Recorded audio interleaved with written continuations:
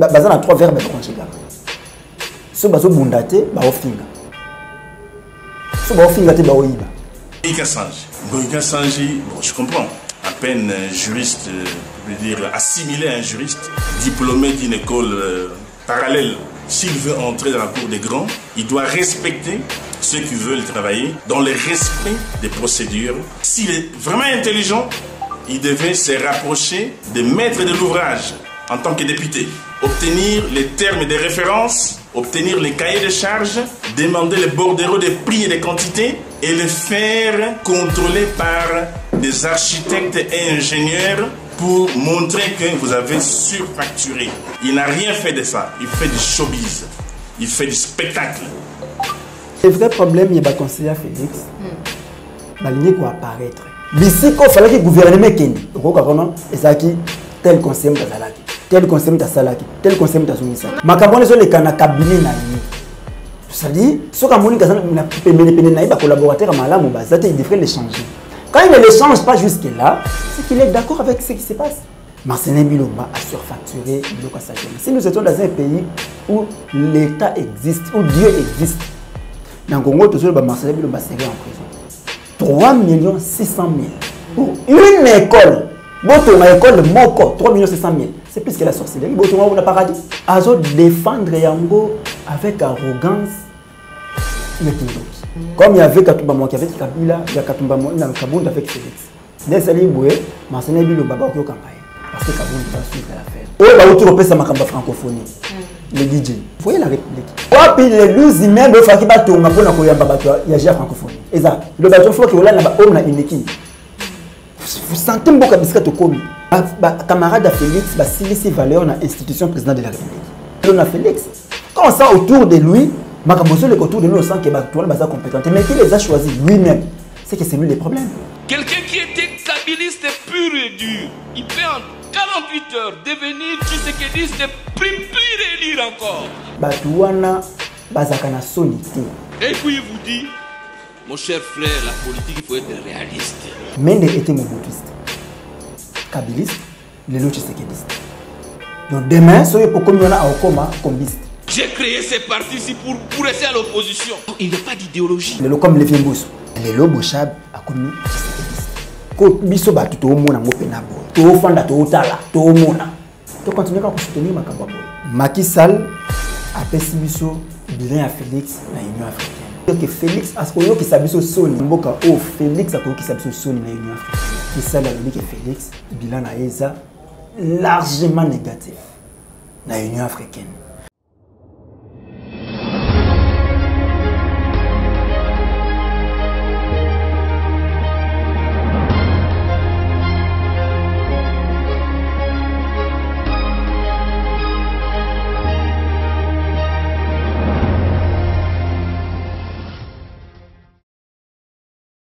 Bonjour, bonsoir, fidèles internautes de www.PKR Télévision, la chaîne de vérité, la chaîne qui vous informe à temps réel.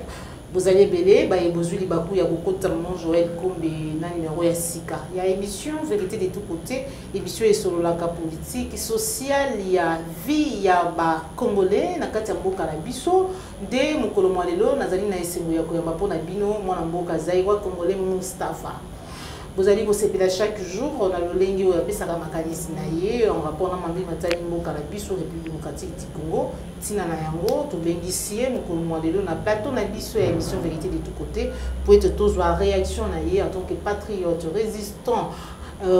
Kolandisa proposition tout peut désir il y a Museveni ou azali kotalisa eti azali na busenga soki gouvernement na biso epesi ndila akende ko traquer ba ADF kino na kisangani pe bisika nyonso oye ya supposer que bazali bisika wana tokolobela mona kati émission na biso mokolo lelo tokolobela maezali kolekana na président de la République et le mona entourage na ye na famille na ye mambi bazali kosala na kati ya mboka na biso République République démocratique du Congo. Sans plus tarder, na kopesa matondo mingi na yo popola yombe ozwami sima caméra, matondo na Cordo puis Mafriku, pe na Joël Gonago, chasseur d'images, sans oublier Jacques Makabou, on les a dit équipe accompagner Caplica télévision na etumba kopesa bino information en temps réel, ya mona sebelaka ya mona ba émission na pesa bango longonya na musala otozali ko sala.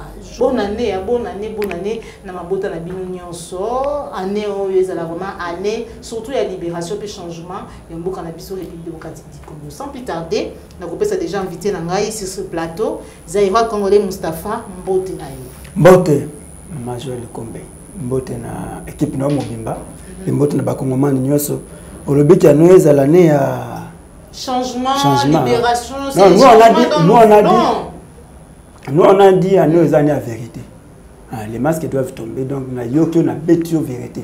Mais cette vérité c'est dans le changement, non? Non, la rupture. C'est ça, cette vérité. En tout cas, changement parce que ceux qui le côté est là qui dans vérité, ça veut dire un changement. Voilà. Donc tout. Dis ce qui tembu là-haut, donc bêta na pena coup sur coup. Politique qui n'a biso vérité en gros un changement vérité en gros apporter quelque chose qui ko dénoncer le rupture bolo ba ngo trop Moustapha pas discours rebelle ba so ba rebelle mais apparemment tobaki rupture bato babaki changement bato nyonso bakendaki kosala eloko na bango babengaki élection 2018 bakota Félix après c'est l'ère négociation babaki changement. Bah nous avons candidat changement. Mais bon, mon changement n'est pas changement à Badou. Le local bond, je salue à Komi Pembe, a changé la peau. Le Monica Bouya a changé la statut de carburant, là ici la commune. Donc c'est un peu ça. Donc tout le monde changement, tout le monde rupture. Rupture Zaïra Congolais Moustapha ou yambi ya mundengeni to bandana yango parce que sécurité zali vraiment mutu ya mingi réaction ya Museveni ya talisi etazali na posa ya kokota kino na kisangani oto yebi maenini armée ougandaise na rwandaise basala na kati ya kisangani lelo Museveni azali na posa ya kokota kuna pona kotrake ba ADF et puis na bisika misusu ya yebi soki bazali kuna azali kosenga ita kota kuna na bien on mabe makasi na sasa koyoka Museveni ko balelo akoki ko traquer ba ADF ti na kisangani question na poser na ye Museveni pe na bato ba ko pesa ye nini avala sa makambo ko sala wana na kisangani don prenons na Ituri pour na bisika ba makambo ko sala mamingi bazaka na ba Kodeko to ba ADF. N'est-ce pas que les ADF dérangent dans le nord Kivu, dans la région de Beni? Pour nous, les ADF basaka mosala. De l'autre côté, dans le sud, je crois que c'est Bangumino. Kuna na likolo za Kodeko. Ba milice na benga ba Kodeko. Mais boni ya kilongwa na Beni akendeti na Kisangani siko zwanzila wana nyoso ima na Kisangani. Banda koleka ba village nyoso zali wana ba mangina kendaka ti okekoma ti oleki tuke matati na Kisangani wana intention zani ba ADF ba komi déjà kuna ba ADF ya détecté bango déjà kuna ba o ayeki na Beni ba si basili parce que depuis qu'il est là on continue à égorger des Congolais na Beni ba attentat et qu'on continue ko salima na Beni mutabosani likambo 25 décembre a on a poko asati en pleine fête bombe explosée. En plein état d'urgence, en pleine mutualisation de l'armée, même bateau va continuer à couper. Mais un jour passé, bateau va couper. Mokolo les deux, toujours par les mêmes ADF.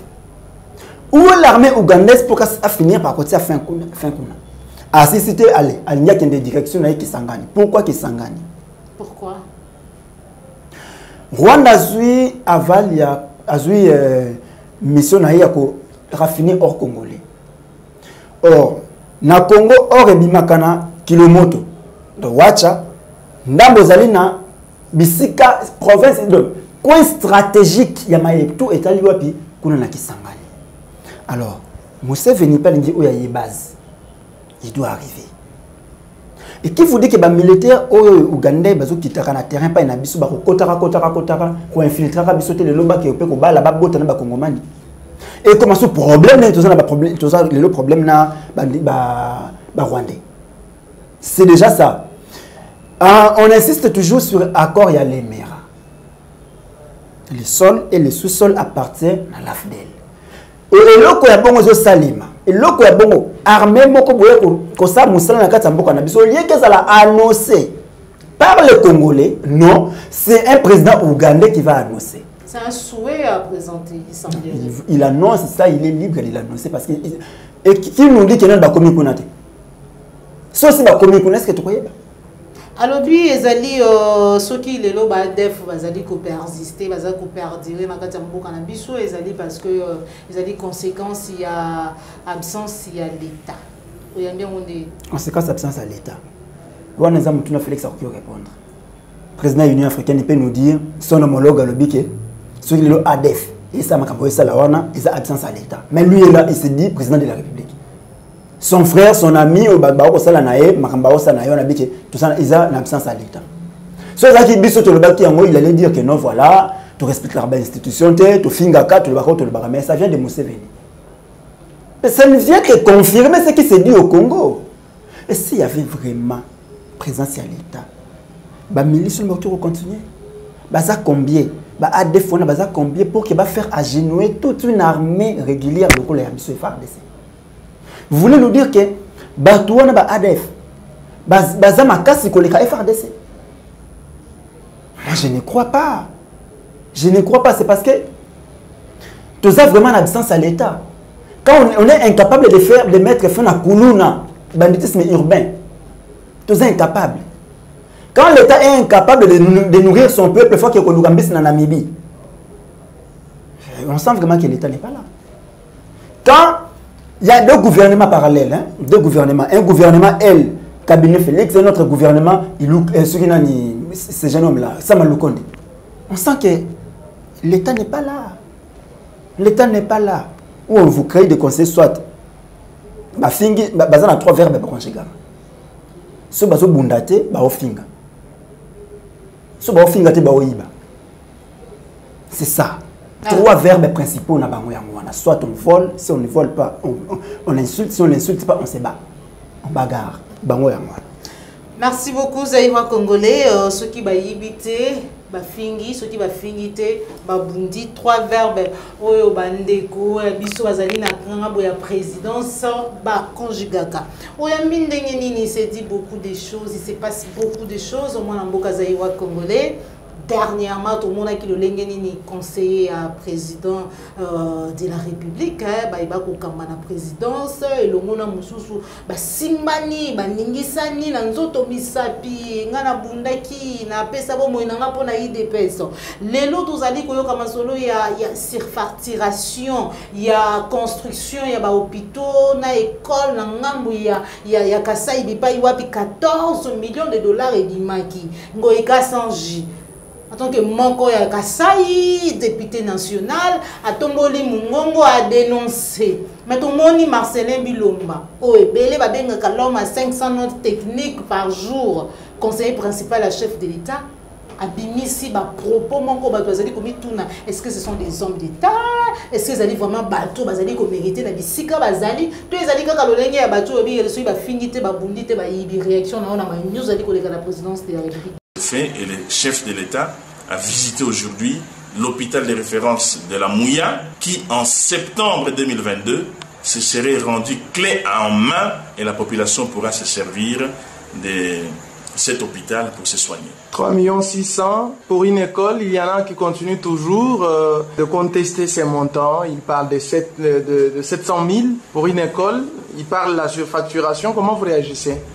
Bon, écoutez, faisons de la hauteur. Il y en a qui comprennent après qu'on ait expliqué 4 fois, n'est-ce pas? Il y en a qui redoublent la classe 4 fois pour passer au niveau supérieur. Là, vous parlez de l'honorable, enfin, je dirais même pas honorable, député. Un député n'est pas forcément honorable. Le député Ngoïka Sanji. Ngoïka Sanji, bon, je comprends. À peine juriste, je veux dire assimilé à un juriste, diplômé d'une école parallèle. S'il veut entrer dans la cour des grands, il doit respecter ceux qui veulent travailler dans le respect des procédures, les gens qui ont l'expertise, qui ont de l'intelligence. Alors, je ne vais pas me rabaisser. Je pense que Ngoï Kassanji a détruit cette province. Pendant 12 ans, il a détruit la MIBA. Il n'a aucune leçon à donner. Je disais que c'est un juriste assimilé. Il n'a qu'à apprendre, à observer. S'il est vraiment intelligent, il devait se rapprocher des maîtres de l'ouvrage en tant que député. Obtenir les termes de référence, obtenir les cahiers de charges, demander les bordereaux des prix et des quantités et les faire contrôler par des architectes et ingénieurs pour montrer que vous avez surfacturé. Il n'a rien fait de ça. Il fait du showbiz. Il fait du spectacle. Et je vois ici dans la ville des panneaux où il dit que c'est lui l'auteur de la baisse des prix des prix des billets d'avion. Non, c'est un gros mensonge. Monsieur Ngoï Kassanji, arrêtez les mensonges. La baisse des prix des billets d'avion, c'est l'œuvre du ministre national Jean-Marie Kalumba. Et dans cette lignée, c'est lui aussi qui a obtenu la baisse des prix des produits surgelés. Il a quand même fait un plaidoyer à l'Assemblée nationale. Écoutez, Ngoï Kassanji, j'ai dit c'est un juriste assimilé. Il vient d'apprendre. Quand on apprend à 40 ans, écoutez, hein, il a du retard. Non, le vrai problème, il y a le conseiller Félix. Il faut apparaître. Ça veut dire. Le balini ba ye ba bango ki biso to zalaka, biso to za ba mona rabiso, to tambola kana mokonzi to sala. Et beaucoup sont là parce que ba kangisa photo na Etienne Tshisekedi. Kangisa photo na Etienne Tshisekedi, ba kangisa photo na Félix na poto, ba do tambola na Félix, ba do sala na Félix ba copie na poto, c'est normal hein. Ah ba do beta ba copie na poto. Tono ba zwa kiti ba do beta copie. Ce que Félix tant a commis les lobbies qu'a commis wana après leurs négociations nocturnes na mon jeune frère Kabila Basil ici a commis ceci qu'a commis wana a récompensé ba moto ba moko deux ba nyongoti ba dette morale la bandi ofuta nyango na zuizu ba tunosa zuizu atondi c'est bisika atondi si wana et quand ils sont là ba yé kokokisa o eza posa na bango trois verbes on vole on se bat on insulte et c'est ce qu'ils savent. Si vous voulez apparaître que les cas du gouvernement, il y a Bisiko fallait que le gouvernement kende. Ezaki tel conseil d'Azalaki, tel conseil d'Azalaki, tel conseil d'Azunisa. Et maintenant, mais c'est Félix, non? C'est Félix le président. Félix Tshisekedi est le garant de la nation. Makabone sont les cabinet naïe. C'est-à-dire, ce que collaborateur malamu il devrait les changer. Quand il ne les change pas jusque-là, c'est qu'il est d'accord avec ce qui se passe. Il est d'accord, parce que vous allez être d'accord, c'est une décision qu'elle a depuis quand on a commencé à dénoncer l'entourage à Félix. Tout le monde plaque à PR na balabala. Nous avons commencé là, ça ne va pas dans la terrasse, dans la boîte, si dans la air tardif, PR. Si dans dimanche, PR. Nous avons tout comme ça là. Si dans la capella, c'est que tu vas dire en gros, nous avons fait PR. Et ce même la heure à couvre-feu, bunda la carte ba boîte. Ba tu musu ba bima bango ba bima te bango ba fanda na bango ba sala na ba continuer bango titongo. Donc ba mboa ba bima bango ba tubatikala. On en a parlé. Est-ce que Bleu connaît ce comment na mato ina été? Et comment na mato ina parce que il est amoureux des réseaux sociaux et ce que j'ai dit confrère Vital Kamerhe na procès 100 jours. Félix est amoureux des réseaux sociaux. Donc pendant qu'il doit résoudre les problèmes même les kanakata cabinet na yé, il est dans les réseaux sociaux, il n'a pas ce temps. Lui-même, Félix a dit qu'à la Moukara 13h. Il travaille beaucoup. Interview, mais quand il vous dit qu'elle est à 13h, interview, ça qui il est mon congalité. Il est mon ça qui interview. Il se réveille. Parce que Mouka Saliti, 2h, 3h, tant qu'on l'a, il faut la Moukara. 13h, 14h, même. Tant qu'on la Moukara 13h, à Banda Moussala Mbahamode. Au soir, Banda Moussala et Moussala Sila. Non, ce sont les conseillers qui travaillent et on lui fait les rapports. Le message est clair. Donc, c'est-à-dire que je comprends pourquoi n'a pas sorti n'a innocent. Je n'étais pas informé. Je n'étais pas au courant. Je décide après ce qui va. Il n'est pas informé de ce qui se passe réellement. Alors, quand on a dit que Marcelin Bilomba a surfacturé Biloko Saliona. Si nous étions dans un pays où l'État existe, où Dieu existe, dans le Congo, Marcelin Bilomba serait en prison. Qu'est-ce qui fait ce quoi ça t'es bien que parce que déjà lobby en la présomption d'innocence au moins ma présomption d'innocence ils ont un temps beaucoup présumé que oh ils ont présumé détournement ils ont présumé vol mais oh à Marcelin on sent que 3 600 000 pour une école ma école moko 3 600 000 c'est plus que la sorcellerie on a paradis je crois que c'est une école faut batonga l'école à maille le coup là Kasai fleuve Congo les kati faut boba dana ko lekisa fleuve Congo na Kasai fleuve Congo leki na Kasai alors bozui siko botonga école na likolo ya fleuve Congo né et sali ba dépense wana parce que sur la construction à école en tout cas même à $100 000 c'est trop parce que projet 5 000 écoles Augustin Matata le bango ben quand il va à 5 000 écoles baki école moko $100 000 12 classes, de toilettes et autres, 100 000 $. À l'époque, UDPS était dans les mécontentements. Il y a abusivement opposition. Il y a un mécontentement, il y a une décision, il y a une surfacturation des alliés, il y a 12 classes sur tous côtés, plus de $80 000. $100 000 c'est trop. Ce que tu m'as dit, 100 000. Bango, et pour tuer cet homme-là, un très proche à Félix, a dit 3 600 000 pour une seule école. Et il est là libre. Et puis il défend ça aussi. Apparemment, Jean-Marc Kabunda soutenir. Il défend ça aussi. Il y a coupé ça dans l'homme, il y a 500 notes techniques par jour. Il connaît mieux ce qu'il fait. Il défendre la technicité. Moutongo pas se défendre yango soki kombo na bilonda soki bilonda. Azo défendre yango avec arrogance, il y a Kindoki. Et je comprends ce que Vital Kamerhe disait qu'il y a trop d'électrons libres dans la présidence. Mais l'électron libre, c'est ébélé. Donc, Marcelin Bilomba, ça a ça comme un. Et tellement qu'il sait ce qu'il a fait avec Félix, parler de l'expertise, cet homme-là n'a pas d'expertise. Parce que Bétizo Loubara, on a procès 100 jours, à 50 notes techniques par semaine. Il prouvait réellement que et c'est lui qui détruit les cabinets là. Sur le Longo, peut-être les choses peuvent changer. Ah, ils avaient 50, 50 notes, 50 notes techniques par semaine. Est-ce qu'il comprend les mots là, notes techniques, la semaine? Avec 50. Par jour, à ça va combien? Par heure, à ça va combien? Donc c'est pour nous dire clairement qu'on ne peut rien espérer dans Batouana, Babilokos, Baouti. Moi, leur apporte sur Bassoumi, on apporte avec un homme, donc c'est ce que je vois vraiment, diaspora congolaise ou yakiawa pourri. Oh, bah, autour de ça, ma francophonie, les DJ. Vous voyez la réplique. Tellement Kazaki est habitué à organiser des soirées, à organiser des événements. Il y a des Sengo. Qui, quand même, président de la République, a où sont les maisons? Où sont les maisons alors? Wapi les 12 immeubles de Faki Batonga pour la Koyamba Batoa, il y a déjà francophonie. Et ça? Wapi?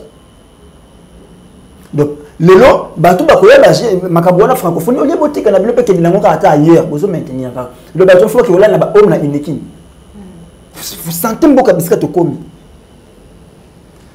on lui nomme et lui va remercier Roseline Bamba soki na moi son babina kinani Roseline Mbombo on comprend que vous voulez marquer votre période. Il y a remercié Roseline Mbombo. Vous voulez marquer votre période, vous voulez marquer votre temps, mais on vous dit que plus tard, il y a beaucoup de gens qui ont été basala minene mais lelo bakombo bango tanga masote ata mwana ya komo yoka soni kotambola na kombo na misu ba changer bakombo na nani bakina na tribunal ba changer bakombo. Faites les choses qui tant aux les lobby ba ba tika na sima ba beta pele solo que non il y avait quelqu'un qui n'est parfaité parce qu'elle est humain mais malgré ma benaye tala eloko salaki etikani. C'est qu'on sent les deux, camarade à Félix, si les valeurs dans l'institution président de la République. Et si les valeurs. Moutouka présidence bâti makala nasima, badio c'est l'angle course ya famille. Moutouka présidence c'est bâti kotamboula en location à mariage. Dans le monde ça elle belle na mais lui Moutouka présidence. Franchement on est où là? Et maintenant yo siko mukolo et loko yango. Comment tu n'arrives pas ya kobeta le boko na misa? Notre silence est un crime. Le silence devant Babylone comme ça, soit complice. Et quand on est incapable de choisir, de se choisir des bons collaborateurs, c'est déjà les premiers signes d'incompétence. Voilà. Vous avez donc, ce qu'il faut savoir, réussite ou échec, il y a moto, et il dépend à 70% de nos collaborateurs. Le Sorolingi, même entourage, au réussir. Il faut choisir d'abord, entourage, ce qui déjà au côté commis pour les bâtiments là monter. Mais c'est que ils ont déjà incompétents. C'est pourquoi nous avons dit que Kabila devrait partir parce que c'est un incompétent. Quand lui-même se réclame, il a déclaré que non, Nazo manqué 15 personnes autour d'eux. Pour que ce hôtel peut trouver plus de 1000 personnes. C'est que c'est lui l'incompétent. Et de même le Lona Félix. Quand on sent autour de lui, Makamboso est autour de nous, on sent qu'il est compétent. Mais qui les a choisis lui-même, c'est que c'est lui les problèmes. Voilà, Zaïwa Congolais, tout le bel entourage se pose un grand problème. L'entourage du chef de l'État, conseiller Naye, Maïnion soit dit que ça, mais est-ce que ceux qui l'entourage, ce sont des gens au lobby, qui n'ont noté, qui est 10 francs, 20 francs, 50, 100 francs, mais dans le cas de la famille, quand même, il est beau parce que Toyoka l'autre fois que Tangouye a accédé à Bokambito, Bokondiambo, Canabiso, afin de ce qu'il bota na ye pona koyebisa bango ete alingi koyoka bango te ndenge ta mosusu ezalaki ya Kabila na bazoe na bajanete ke bao baza na kati ya mini kingani bao baza na dossier kingani dossier kinema aujourd'hui kuna Lualaba famille na ye baza partout fils mukoko alobaki yango lelo mai si chibango alobi yango c'est tout le monde qui en parle. Qu'est-ce qui ne va pas? Ils veulent s'enrichir, c'est tout. Ils veulent s'enrichir. Les peuples d'abord. Oh, arrêtez ça. Arrêtez ça. Dans le temps, on a dit que c'est des politiciens. La TV, business. C'est parce que j'avais compris que tu as un grand businessman qui a des valeurs peuple. C'est pourquoi on doit insister à les Congolais que nous avons des valeurs dans les Akayomoko. Nous avons des passes dans les Akayomoko. Na utu kwa Félix bisika utu kokende wana na loja kuna lobi ono a annoncé ce qui un programme il y a 145 territoires bababum ça. Je me dis déjà voilà un autre projet un programme à s'appeler ça ba conseiller ba envoiement. Parce que ce programme là ba et ça m'appelle ba karaté ba koyiba mbongo ba otana ba poche na ba. Et il ne les fera rien. Le loton ba tubaki kotonda na kati ba mine wana hier vous avez dit que c'était le kabiliste. Lelo ekomi ba tshisekediste ba chilomboliste. Demain, ça sera Moutoua. Pour que cela cesse, on doit mettre fin au système. Le vrai problème, c'est le système. L'homme congolais dort. Il comprend que non, Congolais sont facilement manipulables. Ils ont manipulé, ils ont une phrase, 200 francs. Non, tu prends ça, tu vas dire. C'est fini, il y a fini. Tu prends ça, tu vas me défendre. Malgré Moïse Massané Biloma qui est clair, mais il y a des gens qui vont les défendre. Ils ont risqué de défendre Marcel Biloma parce qu'ils ont eu des $100, ils ont eu des 20, des 30, des $50. Sur tel niveau, il y a mon c'est Kazanan. Marcel Biloma comme Kabunda, Kotima, Makambongo, le justice est saisi. Bon, Kabunda, c'est Katumba Mouaké à la période de Félix. Comme il y avait Katumba Mouaké avec Kabila, il y a Katumba Kabunda avec Félix. Nesali Boué, Marcel Biloma, parce que Kabunda va suivre l'affaire. Homme fort, et c'est ça qui est très mal dans la République, homme fort. Au lieu de créer des institutions fortes, vous créez des hommes forts. Les gens dans le monde et comme Félix Baolia. Demain, sur Félix Ake, à Tabotenga, ce qui te mettre fin à un système T, ça sera ma famille et mes amis.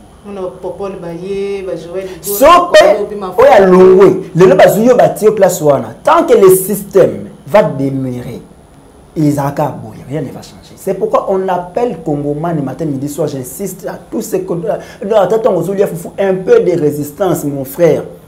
L'obélé un peu de résistance, mon cœur. Notre pays est détruit à cause des partis politiques. Depuis Lumumba, Tilelo, ces hommes-là que nous appelons abusivement Mindele. C'est pour ça qu'on appelle Aïbarate, Mindele. Toujours dans les partis politiques. Ils ont utilisé les Congolais, les Congolais. Les Lelo, ils ont utilisé Rwanda, ils ont utilisé Ouganda pour nous détruire. les États-Unis d'Amérique, la France, l'Angleterre, bah yebi makamboto lo ba ko détruire biso. Si on ne met pas fin à système oyo, ya kokenda ko tendre le boko na bango tozala karaboy. Et bandozala ba bando le kaka to finga bango kaka. Et pour mieux le faire, tu as obligé ko kabona na tous les partis politiques actuellement. Il y a pas un parti politique na boko na biso. Il y a pas. Parce que aujourd'hui, loi oyo le beladi kambo ba parti politique. Et que senga na ba parti politique nyoso moto sali ngomba politique na yo teyani organisation ya mboka na mabota politique na bino. Est-ce que vous autant la biso parti politique moko oyo etangi sa ba militant na bango. Quand on est militant à UDPS, on doit insulter Batu ya Fayulu, on doit insulter Batu ya Mouzit, on doit insulter Moutoune sur le Bamabé ya Félix. Quand on est Moutou ya Katumbi, on doit défendre Katumbi na mabé na malamu na yenyos. Quand on est Moutou ya Fayulu, sur le malamu wakuna c'est yo Moutouté, donc on doit abattre. C'est ça l'ingé na bango wana. C'est qu'on doit pas cultiver bolingo ya mboka, ba ko cultiver bolingo ya leader. Tout ça quand on a parti politique, les gens se regroupent autour d'un homme. Et ce Moutou wana zate c'est fini, tout est parti. Au lieu de continuer dans le bloc, on doit mettre fin. On doit changer des tunnels. On doit créer d'autres chemins. Tout essayer d'abord. Tout c'est belé la jeunesse congolaise. On peut créer, on peut oser. Et ces gens-là vont réfléchir. Tant vont sentir qu'il va comme vide. Voilà. Zéro congolais, autour de l'entourage, il y a chef de l'État. Qui est pourri. Déjà, le pourri. Mais si déjà, il y a des masse d'anaïe, des connaissances naïe, 95 ou 98% ils ont la diaspora. Mais déjà, ils ont déjà awa. Ils ont travaillé déjà dans Kabila. En tout cas, rapprochement na bango, tout le lingue batousuba ko benga bango, ba ko benga ngo arrivée massive. Il y a ba kabiliste pembeni ya Félix Antoine Tshimbutsike des alliés ko inquiété, bande ko misusu oh déjà bazalaka na ye, topé ba yi des personnes comme on a monné rapprochement wana to moni bocha bu photo na madame pembeni, ba mende ba pusana, ba lomanu, bazali bele bazali ko pusana. Est-ce que vraiment ba kusunga le sous tout ba ko enfoncer des pistes? C'est ça qui est autour le basiko. Problème à système. On peut changer les individus tant que le système ne change pas. Mende était mobutuiste, kabiliste, les lots tshisekedistes. Donc demain, soyez pour comme on a au coma combiste. C'est ça, homme politique congolais. Il n'y a pas de parti politique dans le Bokanabissou. Le problème c'est parce que ils ont basé sur l'idéologie. Mais dans tout le monde, comment est-ce que Moutoumoko a une idéologie à Mobutu? Même personne qui a une idéologie à Kabila, même personne qui a une idéologie à Félix, comme Lévy Mboussou. Alors qu'il a une idéologie à Mobutu, à traverser la commune à Kabila, à traverser la commune à Félix. L'objet qui est Moutoumoussa commune à retraverser la commune à il a l'idéologie à peut-être que vous avez tout le vidéo, le professeur Jacques Njoli, a dit que l'idéologie et transhumance politique, il y a politique, on s'entend tout à l'heure. Je ne parle même pas du suivisme pathologique, de la transhumance. Quelqu'un qui était kabiliste pur et dur, il peut en 48 heures devenir tshisekediste pur et lire encore. Et puis il vous dit, mon cher frère, la politique, il faut être réaliste. J'ai créé ces partis-ci pour rester à l'opposition. Donc il n'y a pas d'idéologie. Réaction à Ozaïwa congolais. Voilà, on a passé un beau question. Donc, Bochab qui a défendu le 3e mandat à Kabila pour les cas. Les 15, non, janvier 2015, les 19, les 20, les 21. 2015, Yango, il y a une période d'Yango Yango. Bochab a bondé le 3e mandat à Kabila. Mais les lots Bochab a commis tshisekediste. Voilà le professeur Louman, le comité séquediste. Mende, malgré tous les mots à lancer à l'égard de Félix, le lobby qui n'a pas service individu Kabila. Donc, ce qu'il faisait là, Mende nous dit qu'il y a un service à la République. Le gars a un service à Kabila, c'est un service à la République. Voilà les Mende. C'est pour dire que Batouana, Bazakana sonité, le gars a le Zanga Bangoza soni. Pour Naliboumou, ils peuvent tout faire. Les lois ne bini la Félix et na Kabila ba bini la Félix. Ba qui mobiliser pour na Félix. Mais hier ils ont dit des mots, ils ont dit des phrases dénigrant la personne à Félix. Mais l'autre ce qui wabi. C'est que biso ba tout au mona mo pena boy. To fanda to tala, to mona. To continuer à soutenir Makamba boy. il n'y a pas d'opposition dans Mboka Nabiso, il y a les mécontents. Parce que le système est celui-ci. Mon droit de décision à Zalibanda. Le chef a désigné proconsul Naïpa Nabiso Nakati. Mais pour qu'il désigné une fois Bundi Sabino Nambo Bunda. Oya ko longa aller à PCA yango. Oya longité a regretté ce que pour la ligne na longité comme mécontent. Et bah créer les bino ce ayatollah moderne chez nous au Congo, Kabila. Il vous distribue les pouvoirs comme il veut. Vous faites na Tongo Boye pendant que les uns attendaient Fayoulou. Entre guillemets, il était déjà dans la carte de Masolo, na batu ngambona, il a reçu un tapis rouge dans quelques heures. Un bon matin, pour échanger, c'est Félix qui sort. Félix n'a pas dans le tapis rouge. Virement à 360 degrés, on ne savait pas si le commissaire est mécontent. Le commissaire est mécontent et il nous dit qu'il fait la politique. Il copie maintenant Tshisekedi Kana, l'ennemi. Et nous on dit maintenant non. On appelle les Congolais, Congolaises, déjà mon Congo à Koba, na Tilibi no Mobo. Finga beta yesu kwa wana, ngana na kati. Voilà, merci beaucoup Zaïwa Congolais Moustapha. Nous sommes arrivés à la fin de notre émission. Félix ayo luka bilamba. Je crois que tailleur azotonga bilamba sika. Okabima susu. Il va partir bientôt. Toi Rosala wana. Moi je ne vois rien de bon. Rosala déjà campagne électorale n'a se préparée. Mais Rosa surpris. Mais ce que j'ai aimé, Macky Sall a Pessibiso bilan à Félix dans l'Union africaine. Quand nous sommes en train de dire que Félix a ce qu'on qui s'habille au Sony, je l'ai dit. Je l'ai dit dans Mboka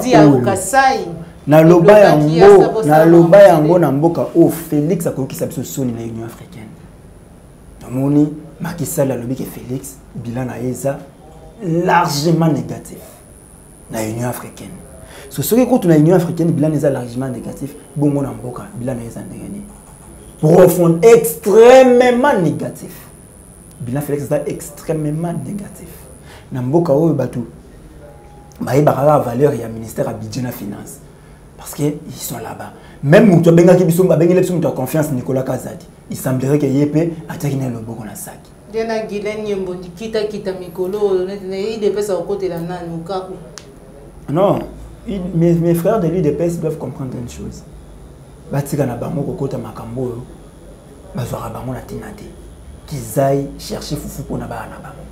Baya ko restreindre biso na résistance. On peut faire quelque chose. Soka ba continuer ko landaka ko yemba ka kuna. Félix a olongo. Moni bato ande ko yemba na tonga kabila na PPRD. Bele lelo ba mitu ba misu bandi ko yemba na ngamba Félix. Ba maître misu ba la kilo ba maître ba pomba période PPRD. Monsieur va traverser déjà comme autant pour la masse n'a pas passé quoi. Parce que vous gérez bon micro, bon peu comme la pomba. Il y a un grand Félix. Donc bah on a payé baké. Félix a aucun. Bon on va traverser. On vous parle des rames. Les rames généré plus de 260 millions. Et on vous dit qu'il y a 260 millions wana. Et dans la société privée, et 30%. Il y a un bon wana. Ce soit 260 millions, ça bêta 30%, c'est combien d'argent? Le bateau, on a fait sous pauvreté dans la vie. Avec 2 millions, on vivre pendant 50 ans. Si on dépensera $110 par jour. 2 millions, chaque jour, on a $110. On dépense chaque jour $110. On vivre pendant 50 ans. Bon, on est après 50 ans. Maintenant, ce qu'on a 260 millions. Donc, à Bongessi, non seulement lobby naïe, il y a banana il y a bakoko naïe, bakoko naïe. À Bongessi, c'est déjà futur na bango. Et mais toi, tu es toujours là, Fati Béton. Pourtant, RAM a fait un allié privé. Parce que bon, même le budget national est zaté. Même le budget annexe est zaté. Bon, on est zaté. Qui va ça vous dire que bon, on est zaté, j'ai pas compte, moi seul, bon, on bazar na privilège à côté. Mais mes frères ne veulent pas comprendre. Il y a un bisou comme Jean-Baptiste, comme Jésus, il y a un mboka oyo toko teyaka bangoti ba comprendre. Merci beaucoup toko teyaka bangoti to ba comprendre to komina souke émission na biso. Merci na yo mwana mboka Zaïwa Congolais Moustapha pour répondre à l'invitation na biso ko lelo. Message na yo na mukuse pe numéro ya téléphone pour na ba yeba kozala na bosenga ya kokota contact na yo. plus 243 89 92 31 570. Plus 243 89 92 31 570. Problème on a connu que ça le ezake. Ngai loko liboso naka responsable de compréhension batoté. Na responsable mais na ko koma mais na ko lobana mais na ko sala. Na responsable nango. O lo baki oui na responsable nango. Mais compréhension na yo na responsable nango. C'est-à-dire que tant dans le makambo on va vivre sur place. Na ça sous période où il y a suivi il y a kolanda ka mototé. Parce qu'on a comme la période de ça l'analyse natali problème et c'est que ça n'a pas solution. Ngana sali déjà problème diagnostic n'a trouvé problème en boka na biso de ça. Et ça que le pays n'est pas entre nos mains, le pays est occupé. Nous sommes dans l'obligation, il y a que sa autorité à l'État. Et pour ça, nous devons chasser l'occupant. Baza 2, Mokoza Mundele, nous baza voisin na biso baza na Ngamuya Est. On doit les chasser. Et là, c'est l'homme congolais lui-même qui doit se prendre en charge, sans passer par les pseudo-politiciens, des voleurs, des escrocs, politiciens escrocs. Azawana na tongo bobeti masolo mususu na pokwa il passe par derrière azu oya ozwa un chômeur matambola na mutuka. Nous on dit plus jamais ça. D'accord. Merci beaucoup, Zaïra Congolais, plus jamais ça. Merci na Popola Yomozoma qui ma caméra. Merci na Cordon Pimafrico, Joël Gonago, chasseur d'images, Jacques Makabou. Merci na Baïnion, vous allez renouveler confiance na Bino na Katia la Chambre de vérité. Vous continuez vraiment pour s'abonner massivement, surtout pour nous rater actualité politique et sociale. Il y a un cannabis au République démocratique du Congo. Papa Alphonse, merci na yo, Papa Lorambo, Papa Laurent Bourunza. Merci na Dominique Sanal, Félix Mbatika, Maman Bokoban, comme Jean Mbembe-Ouest, la sanité Christian Bopat, les référendums, tout le temps, Mbala Simasoki, Kolo, Abba Télébiso, c'est une émission, likez, partagez. Les amis Mbala Liboso, Landabiso, Kobo Sanate, pour s'abonner à la chaîne de vérité, la chaîne qui vous informe à temps réel.